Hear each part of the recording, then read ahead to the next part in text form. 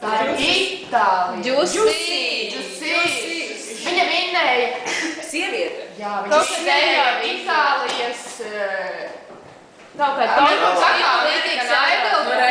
Un dziesmiņa taču ir saucās La Bambola. Sagaidām Andri, Jāni un Inesi.